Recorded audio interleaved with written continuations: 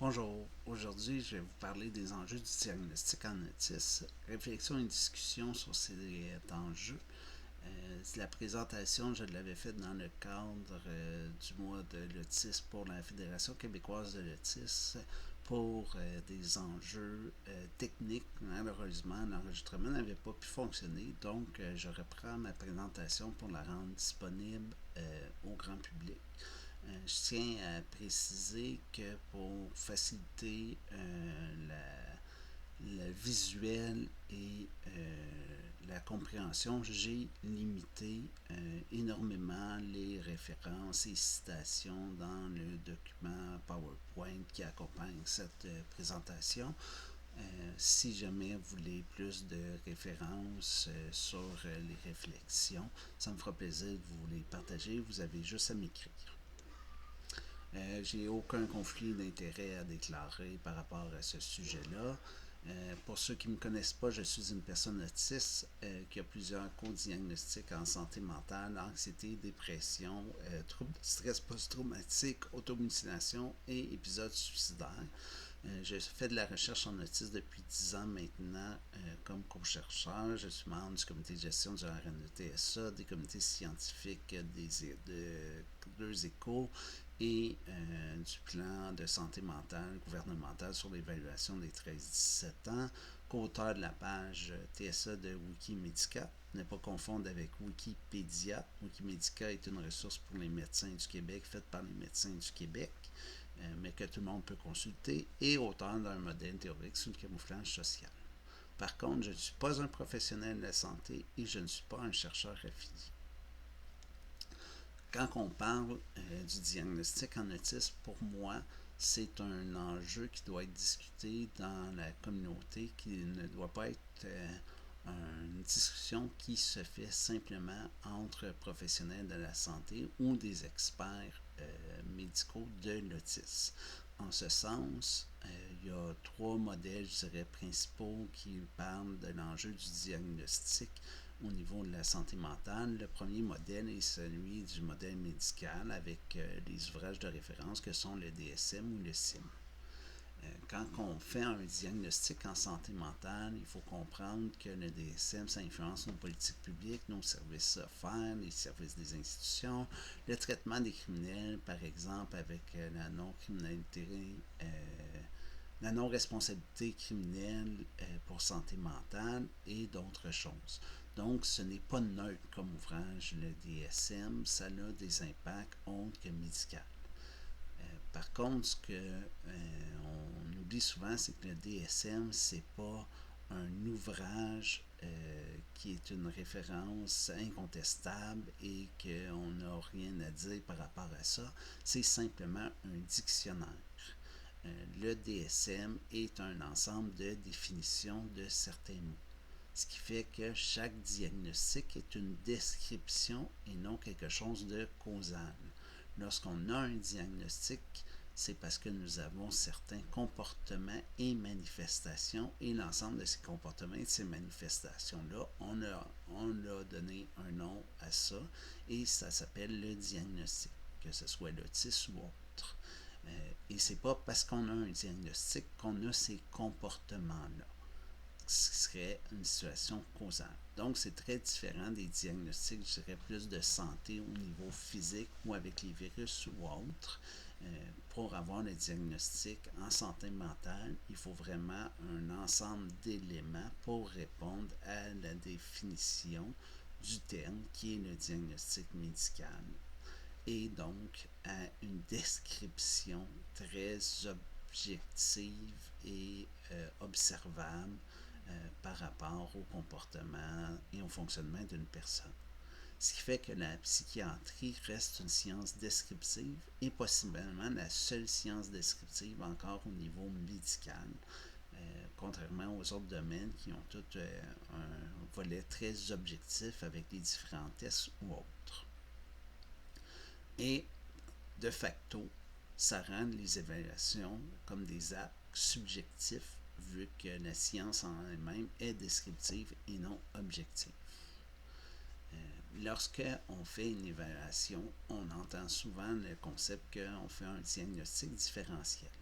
Contrairement à ce qu'on peut penser lorsqu'on évalue quelqu'un, on ne part pas d'une liste de critères pour savoir si la personne correspond ou non à ces critères-là. C'est pas une checklist où on coche les éléments un par un.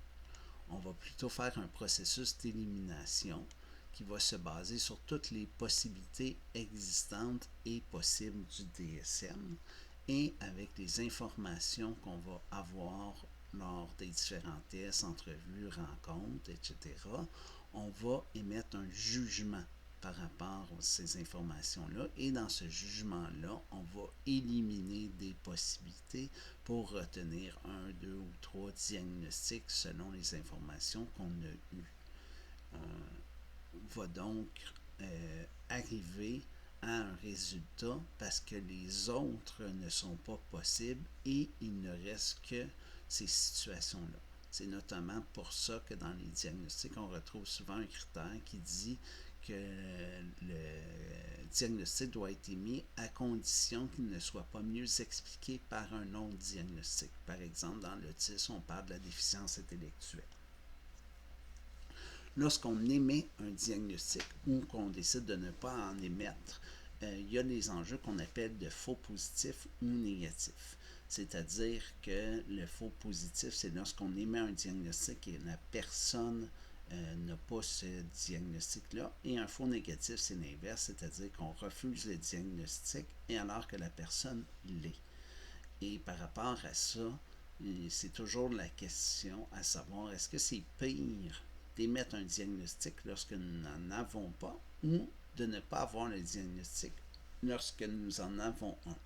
Et c'est là que vient en jeu toute la notion des limites par rapport aux critères. Plus les critères de diagnostic vont être sévères et restrictifs, plus on va avoir de faux négatifs.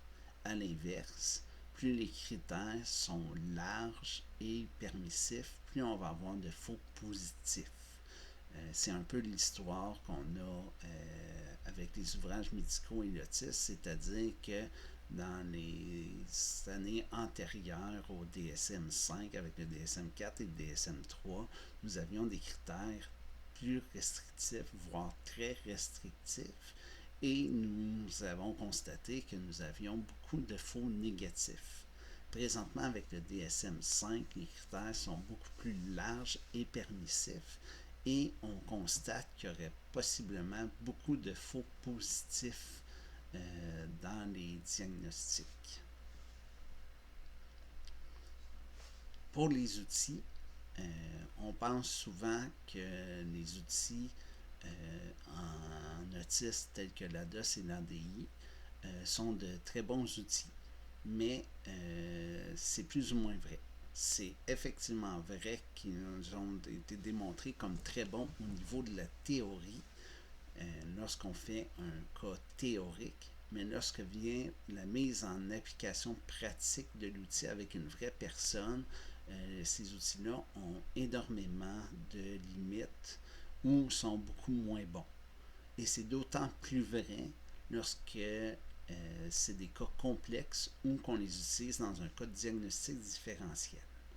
Des explications par rapport à ça, c'est notamment le biais de perception de l'évaluateur, c'est-à-dire que les tests sont conçus pour obtenir un résultat ou donner une information et cette information-là est interprétée ou jugée par l'évaluateur pour la transcrire dans un certain résultat. Or, l'évaluateur a des biais par rapport au traitement de l'information de la situation qu'il observe. Et ces biais-là vont influencer comment il interprète la situation et le résultat de l'outil. Il y a aussi une limite quant à la disponibilité de l'information. Dans plusieurs situations, nous n'avons pas l'information au niveau de la disponibilité. Elle est juste inaccessible pour plusieurs raisons. Et dans d'autres cas, l'information a une disponibilité partielle pour plein d'autres raisons. Et le manque d'accès à cette information-là fait que les outils ne peuvent pas être aussi performants que dans un cas théorique, puisque dans un cas théorique, on a accès toujours à toute l'information. Ce qui fait que ces outils-là ont un très haut taux de faux positifs. Et pour la DOS, c'est 1/3.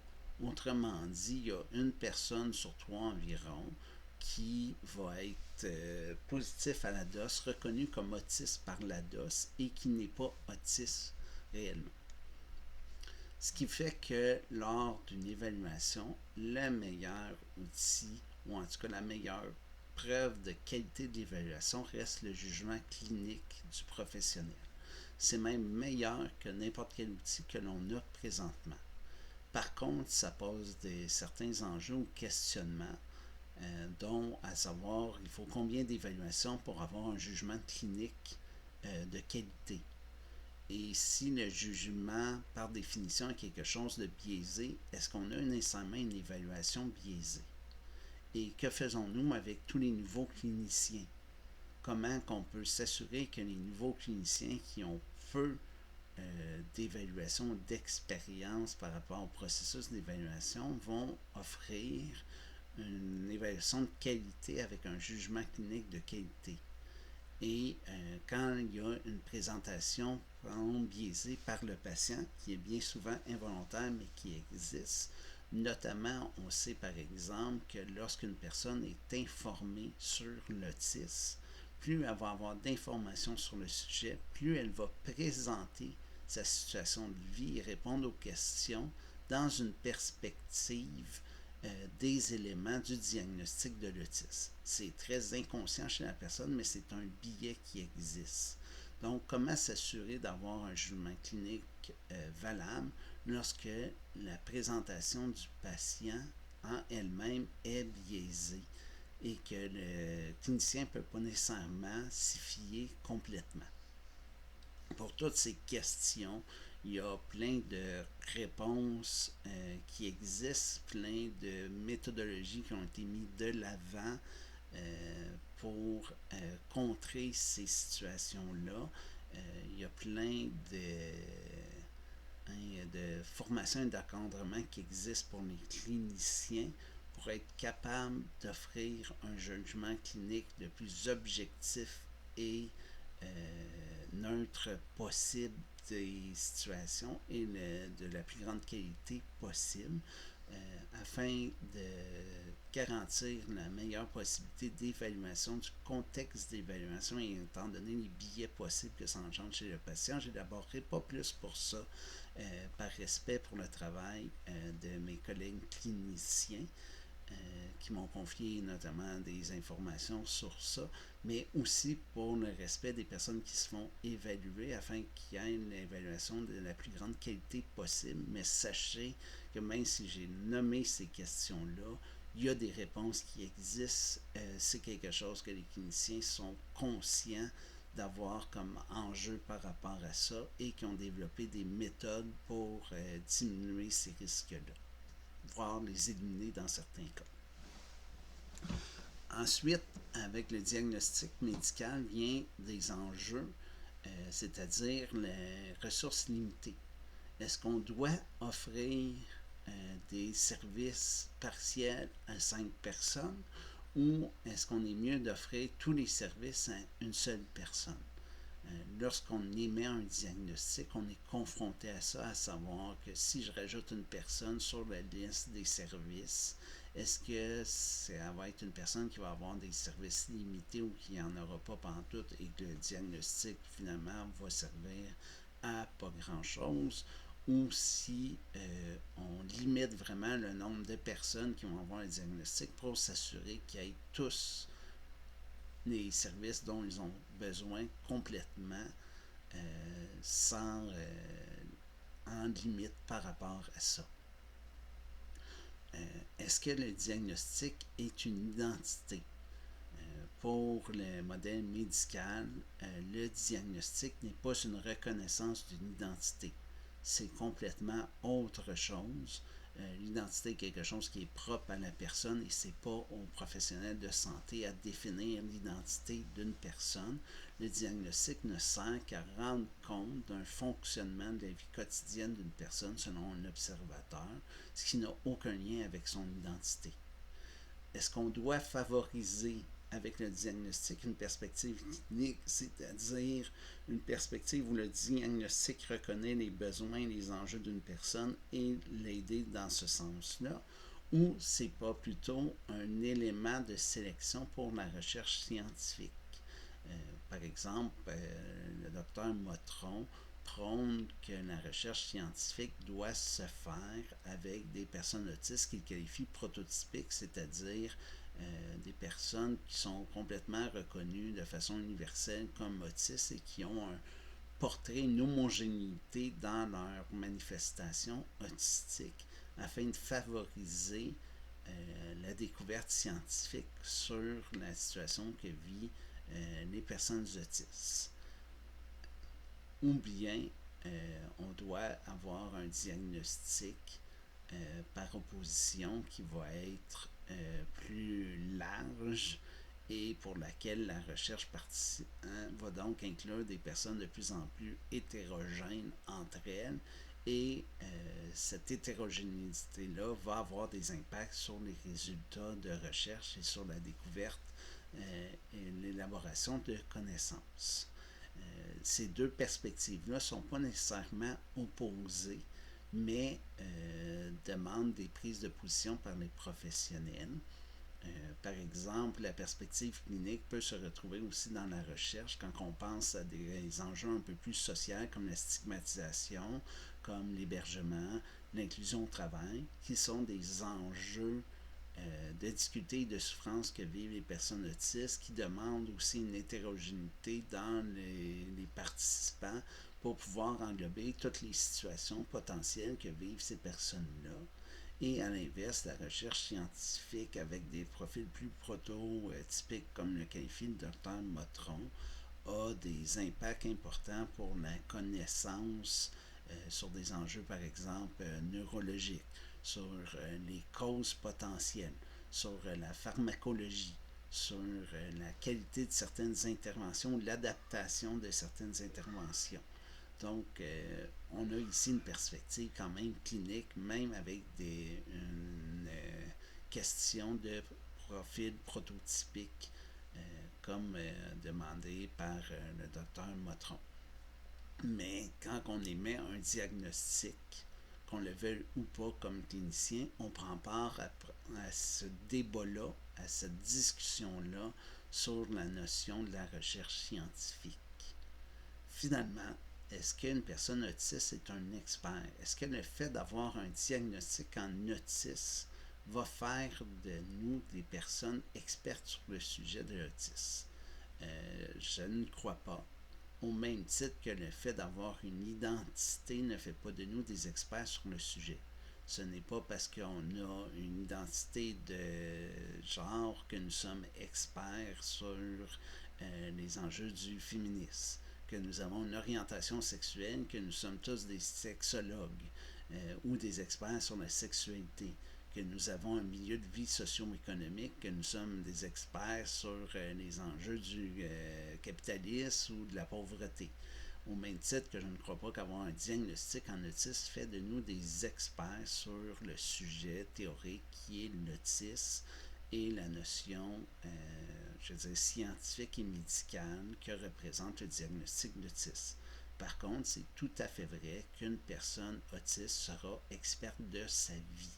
Mais être expert de sa vie ne signifie pas être un expert en autisme.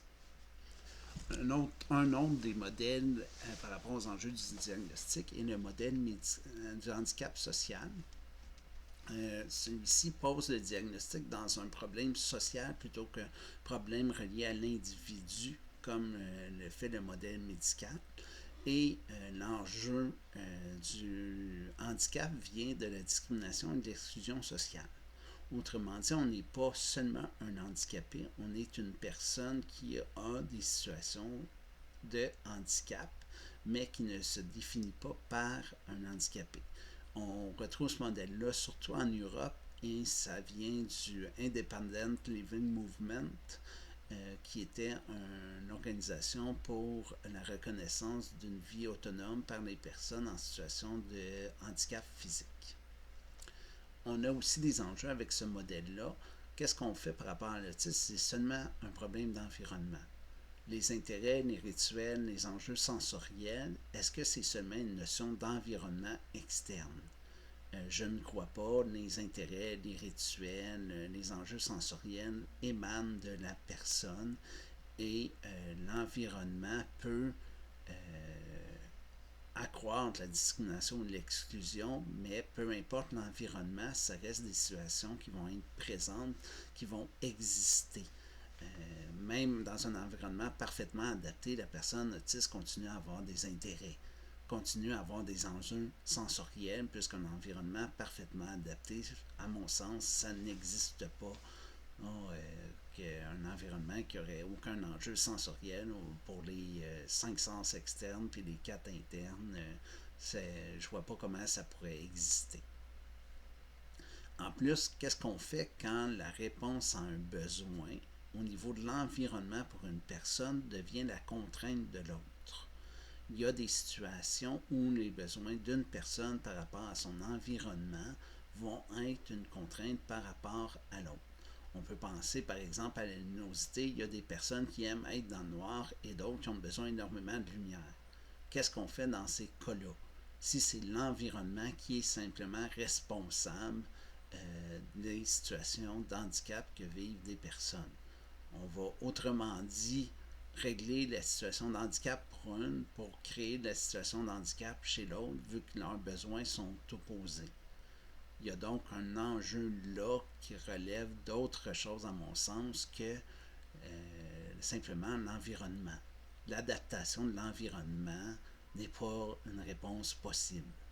Et finalement, le modèle ignore les interactions sociales, c'est-à-dire que l'environnement, ce n'est pas juste des notions physiques, ce n'est pas juste des notions de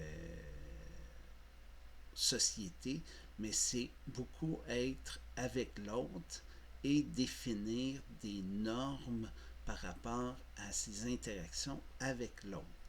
Et là, il faut comprendre que ces normes-là ont été créées par une majorité de personnes pour répondre à leurs besoins. Et si on modifie toutes ces normes-là pour répondre à des besoins d'une minorité, est-ce qu'on n'est pas en train là d'offrir une réponse adéquate pour cette minorité-là, mais de mettre en situation de handicap la majorité qui est en interaction avec la minorité?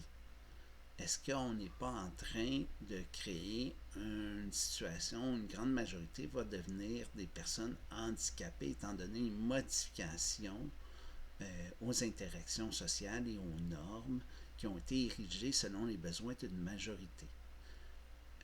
C'est donc un enjeu où si l'environnement est la cause des problèmes, qu'une minorité pourrait donc exiger que la majorité deviennent des personnes handicapées sous prétexte qu'ils sont des problèmes, que cette majorité-là est le problème à leur situation de handicap.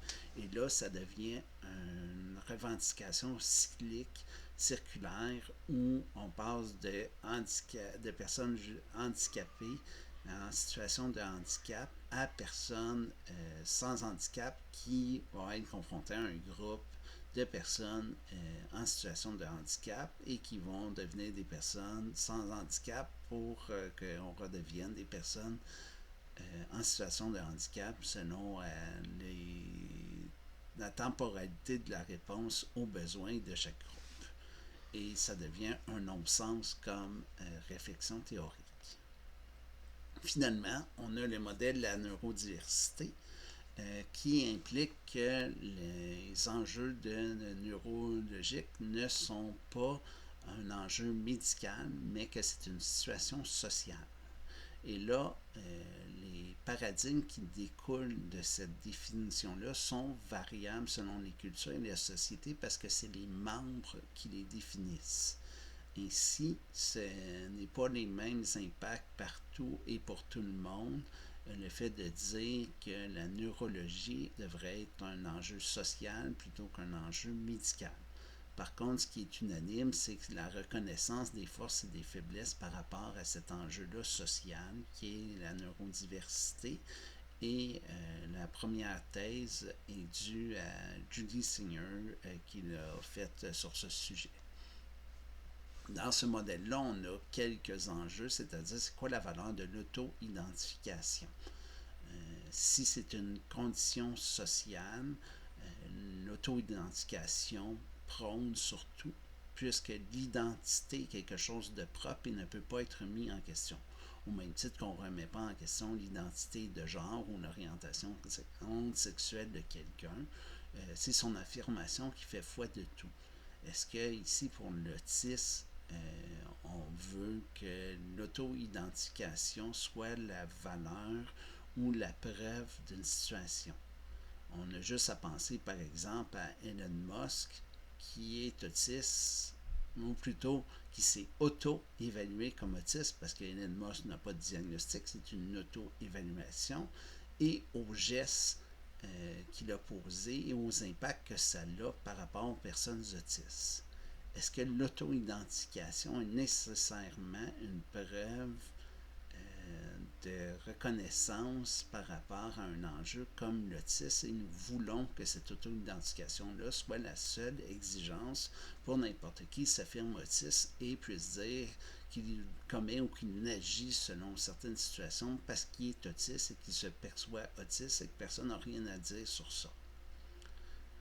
Je ne sais pas, mais je sais que l'auto-identification a des impacts importants sur les personnes qui ont un diagnostic d'autisme et que ça peut notamment, on le voit avec Elon Musk, amplifier grandement la stigmatisation, le rejet et les préjugés pour les personnes qui ont un diagnostic d'autisme.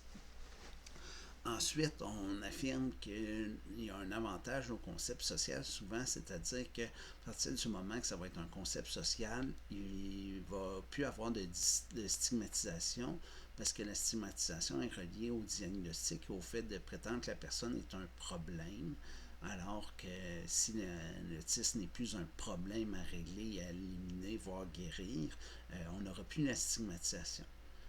Pour moi, c'est complètement faux. On n'a juste pas à penser, par exemple, aux personnes trans qui sont, dans les dernières semaines, de plus en plus stigmatisées, exclues, et qu'il y a même des groupes anti-personnes trans qui émergent et qu'on entend de plus en plus sur la place publique. Et pourtant, c'est un concept social. On a juste à penser à la femme. Dans l'histoire, la femme a été constamment stigmatisée et pourtant, c'est un concept social. Donc, le fait d'être un concept social ne diminue aucunement la stigmatisation. On a aussi l'enjeu par rapport à l'attribution des services et des besoins médicaux. Si c'est l'auto-identification qui fait foi de la situation d'une personne, comment qu'on attribue les services et les besoins médicaux? Les ressources étant limitées, est-ce que n'importe qui se déclarant autiste va pouvoir avoir n'importe quel service, n'importe quelle accommodation, n'importe quelle intervention médicale simplement parce qu'elle se prétend autiste? Là, on peut penser à une situation sociale qui procure des accommodations ou des droits particuliers à un groupe qui sont les membres des Premières Nations. Donc, être membre d'une Première Nation est un enjeu social, de conception sociale et non médicale, qui accorde des droits particuliers à ces personnes-là par la loi sur les membres des Premières Nations. Par contre, même dans ces cas-là, ce n'est pas un concept d'auto-identification. Il ne suffit pas de se dire membre des Premières Nations pour être reconnu comme tel. Il faut une démonstration génétique, historique, biologique, qu'on est un descendant des membres des Premières Nations pour se réclamer de ce titre-là, même si c'est une situation sociale. Donc, l'auto-identification n'existe pas par rapport à l'attribution des services et des besoins au niveau médical, puisque l'impact de ces services-là et l'attribution est imposé à autrui. C'est les autres qui financent les services de santé, c'est les autres qui accommodent. Et c'est pour ça que l'auto-identification ne peut pas être un critère pour revendiquer une situation négative à autrui sous prétexte que nous, on se pense comme ça. La reconnaissance des accommodements se base sur le fait que la personne accommodée a un plus grand gain que le préjudice subi pour autrui et ce plus grand gain est reconnu par un observateur neutre avec le diagnostic médical. Alors que dans l'auto-identification, il n'y a pas ce constat-là d'un observateur qui est neutre et qui reconnaît sans être impliqué dans la situation ses besoins. Finalement, dans la définition de la neurodiversité, on parle de différences cérébrales, c'est-à-dire que les différences neurologiques et cérébrales devraient être considérées comme des concepts sociaux. Mais c'est quoi la différence exacte d'une différence cérébrale? Est-ce qu'on parle seulement de l'autisme? Est-ce qu'on parle de tous les diagnostics neurodéveloppementaux? Est-ce qu'on parle de tous les diagnostics du DSM? Est-ce qu'on parle de tous les diagnostics du DSM et des personnes neurotypiques? Est-ce qu'on parle de toutes les différences qui existent au niveau cérébral? Mais là, quand on parle de toutes les différences cérébrales, on ferait référence à peu près tout ce qui existe au niveau du cerveau, notamment des enjeux comme les paraphilies. Est-ce que la pédophilie, puisque c'est une différence cérébrale, devrait être considérée comme un concept social et un enjeu d'auto-identification? Je pense que ça soulève une bonne question, à savoir la limite dans cette notion-là de simple différence cérébrale, et donc ce n'est pas un enjeu médical, mais un concept social. À quoi ça sert un diagnostic? Quand on émet un diagnostic dans un monde idéal, le diagnostic sert à offrir des services et des soins adaptés à la personne. C'est pour ça qu'on fait une démarche d'évaluation et c'est pour ça que des professionnels attribuent des diagnostics. Par contre, quand on regarde au niveau des besoins en santé mentale ou physique chez les personnes autistes, on se rend compte qu'il y a des besoins très importants, surtout au niveau de la santé mentale chez les personnes autistes. Et si on regarde les services reçus, on se rend compte que c'est à peu près 1 sur 3 qui reçoit les services dont il a besoin. Ce qui est encore plus dramatique, c'est quand on regarde parmi les personnes qui reçoivent des services, comment qui évaluent la qualité de ces services-là. Et pour la santé mentale, on se rend compte qu'il y en a 2 sur 3 qui trouvent que le service est inadéquat. Autrement dit, si on prend toutes les personnes autistes qui ont des besoins en santé mentale et qu'on leur demande d'évaluer ce service-là, il y en a 1 sur 10 qui va nous dire que c'est adéquat. Les 9 autres vont nous dire qu'ils ne peuvent pas l'évaluer parce qu'ils ne l'ont pas, donc sont dans une liste d'attente, ce qui est inadéquat. Ou, quand ils l'ont, le service est très mauvais.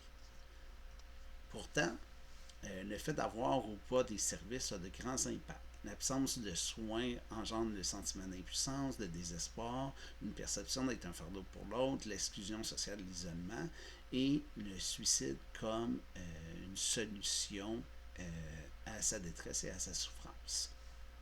A l'inverse, avec les soins, on a l'augmentation de l'autonomie, de l'autodétermination, le sentiment d'espoir, ça favorise l'inclusion et surtout le suicide n'est plus une option. L'enjeu du suicide au niveau de la santé est toujours un enjeu important, mais il est d'autant plus pour les personnes autistes quand on sait que les personnes autistes sans déficience intellectuelle vont avoir le suicide comme deuxième cause de décès. Autrement dit, un adulte autiste sans déficience intellectuelle va mourir principalement de 2 choses, du cancer ou du suicide. C'est d'autant plus important de considérer l'impact des soins par rapport à ça. Et là, on peut se demander pourquoi il y a des enjeux au niveau des soins pour les personnes autistes. Quand on demande aux professionnels, ils vont nous parler qu'il y a des difficultés à développer un rapport avec la personne autiste, une perception de manque de compétences, de connaissances et d'outils, et le manque de ressources pour des cas plus complexes. Quand on demande aux personnes autistes, ils vont nous évoquer le fait de ne pas savoir communiquer un besoin, Le découragement en lien avec les expériences passées de soins, la peur d'être accueilli négativement, pas être respecté, la croyance qu'on ne peut pas les aider, l'appréhension de ne pas être compris, ce qui est différent de ne pas savoir communiquer. On peut douter de comment on dit les choses, mais on peut aussi douter de comment la personne va les comprendre et les enjeux économiques, même dans un système qui est gratuit. Il y a des enjeux économiques reliés à l'absentéisme au travail, aux frais d'hébergement potentiels, aux déplacements, aux médicaments qui vont être prescrits, etc. Donc, il y a des enjeux même dans un contexte où les soins sont gratuits.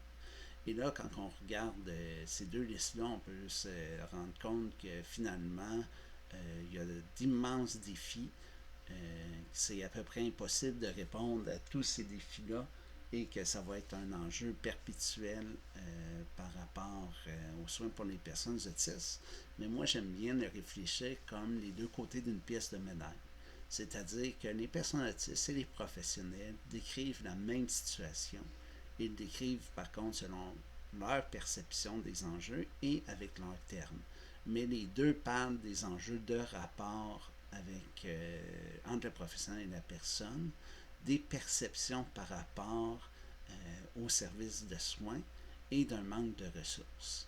Et lorsqu'on analyse ça, on peut voir ça comme les enjeux des soins pour les personnes autistes. C'est une notion qui devient donc bidirectionnelle et ce n'est plus seulement le fardeau des professionnels d'assurer des services de soins, mais les personnes autistes ont aussi un rôle à jouer par rapport à ces situations-là.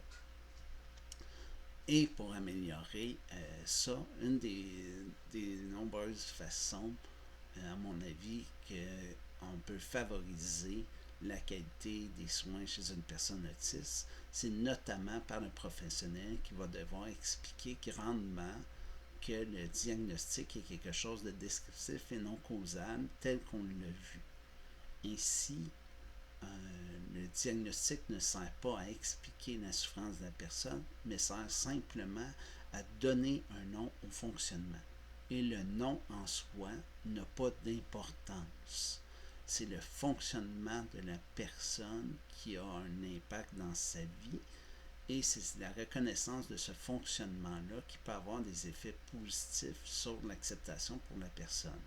Mais il ne faut pas oublier que c'est un fonctionnement qu'elle connaît parce qu'elle l'a décrit, elle en a parlé dans l'évaluation et c'est pour ça que le professionnel est capable de reconnaître ce fonctionnement-là et de l'identifier. Donc, ce n'est pas quelque chose d'inconnu. On n'apprend pas quelque chose. On se fait confirmer notre perception sur notre fonctionnement par un professionnel lors d'une évaluation et comment qu'on appelle ce fonctionnement-là n'a pas d'importance en soi. Il n'y a donc pas de raison d'exiger qu'un diagnostic soit TSA comme résultat ou autisme ou plutôt que trouble de personnalité limite ou phobie sociale. On cherche à avoir une confirmation de notre fonctionnement et non d'avoir un terme qui est plus ou moins stigmatisant, plus ou moins porteur d'une perception personnelle. Et donc, à l'inverse, la personne autiste ou la personne qui se fait évaluer doit comprendre qu'un diagnostic, lorsqu'il ne correspond pas à ses attentes, à sa perception, à ses biais, à ses croyances, n'est pas synonyme d'incompétence du professionnel. Ce n'est pas parce qu'un professionnel n'émet pas le diagnostic d'autisme et que c'est ça que nous croyons avoir comme fonctionnement que ça fait de lui un professionnel incompétent. La compétence du professionnel, comme on l'a vu, s'évalue selon la qualité du jugement clinique. Et ce jugement clinique-là peut s'évaluer par la qualité des justifications dans le rapport de diagnostic. Et c'est pas parce qu'un professionnel va émettre le diagnostic d'autisme qu'il est plus compétent. Ça existe des personnes qui ont 2, 3, 4 évaluations et que c'est seulement la deuxième, troisième ou quatrième évaluation qui vont reconnaître comme véridique comme compétents par le professionnel parce que ça confirme leur perception du diagnostic d'autisme. Mais qu'est-ce qui prouve que les autres professionnels qui l'ont évalué étaient moins compétents ou étaient incompétents? Le seul argumentaire est le fait qu'ils n'ont pas émis le diagnostic d'autisme. Or, le fait de ne pas émettre un diagnostic d'autisme conformément à la perception de la personne n'a aucun lien avec la qualité d'une évaluation. Bien au contraire, on pourrait se poser la question dans quel contexte ça a été fait lorsque le diagnostic d'autisme a été confirmé pour la personne et quels ont été les billets par rapport à ça. Ici, cette confirmation-là n'est pas plutôt la preuve d'une incompétence par le professionnel, notamment parce que plus on se fait évaluer, plus on connaît le processus, plus on connaît les informations nécessaires pour avoir le diagnostic et plus la personne va être biaisée dans la présentation clinique qu'elle va faire. Et le professionnel doit être apte à reconnaître ça. Et donc, est-ce que la quatrième évaluation serait potentiellement moins valable et moins objective et le jugement clinique moins important étant donné ce biais-là? C'est une question qu'on peut se poser. Quand on est un professionnel, on devrait offrir les services en fonction d'un besoin. C'est le besoin qui devrait être la cause des services et non le diagnostic. Le diagnostic sert à communiquer entre professionnels ou, dans des cas très limités, à faire une adaptation des interventions et des services offerts à la personne. Et un service ne devrait pas être dépendant d'une évaluation. Autrement dit, on ne devrait pas justifier l'attente d'un service ou l'offre d'une intervention simplement parce que la personne est en processus d'évaluation ou qu'on juge qu'il y a un besoin d'une évaluation. On peut offrir un service et du soutien selon les besoins, même quand on ne connaît pas le diagnostic de la personne ou si celle-ci est dans un processus d'évaluation. C'est deux choses différentes. Le besoin implique un service et non le diagnostic. J'en ai parlé beaucoup de l'auto-identification. Je rappelle que oui, aucun problème pour moi à s'auto-identifier. L'identité est propre à la personne.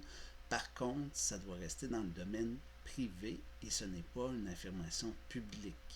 On ne devient pas une personnalité publique qui prend position sur l'autisme en affirmant que nous sommes une personne autiste avec une auto-évaluation.